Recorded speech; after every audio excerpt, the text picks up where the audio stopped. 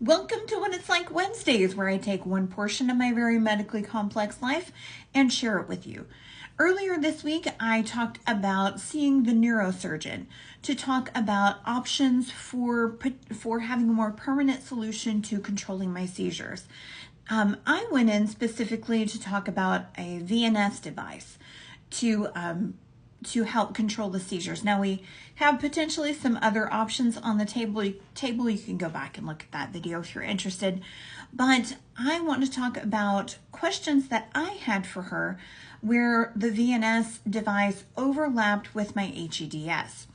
Because with the VNS device, they implant the device, which is about a 2-inch circle or oblong, depending on the device that they use, and that actually gets implanted under the skin, and then a lead gets attached to the vagus nerve.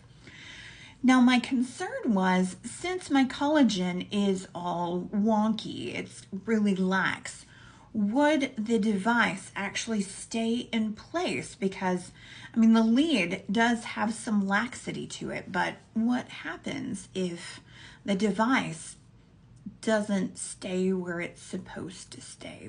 What happens then? And that was a really big concern for me when I went in, because not a lot of people are familiar with Ehlers-Danlos in any of its formations. So I asked her about that. She said, I am familiar with Ehlers-Danlos. And I said, well, with the hypermobile version, things can really go wonky pretty quickly. And she said, well, are you on a weight loss journey? And I said, no. I said, however, my weight can go up and down by 30 pounds, depending on, whether my digestive system decides it's going to work or if it's going to kind of turn off for a little bit and then turn back on. She said, oh, okay. She had a patient who had lost a great deal of weight. And when that happened, the device moved around a little bit. She can feel it moving around. She said now that she knew I had hypermobile Ehlers-Danlos, she said, I'm really going to make sure that if I install it, if that's the way we go, I'm really going to make sure that I latch it down. I'm not sure how it really gets latched down, but she said I'm really going to secure it so that it has a better chance of not moving around.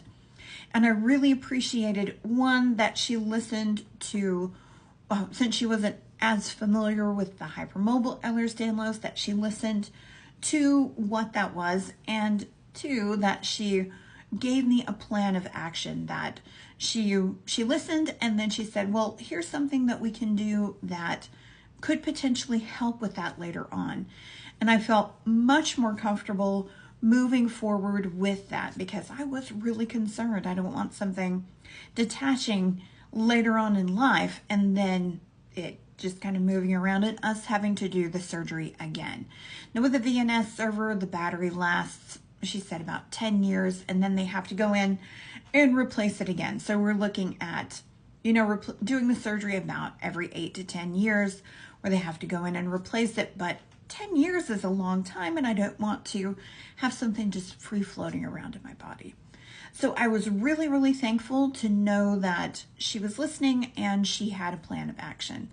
So that's something that I really have to think about beforehand, and hope that I have a provider who is listening and willing to make that plan. So making sure that I am looking at all of the aspects of my medical life and planning for the future.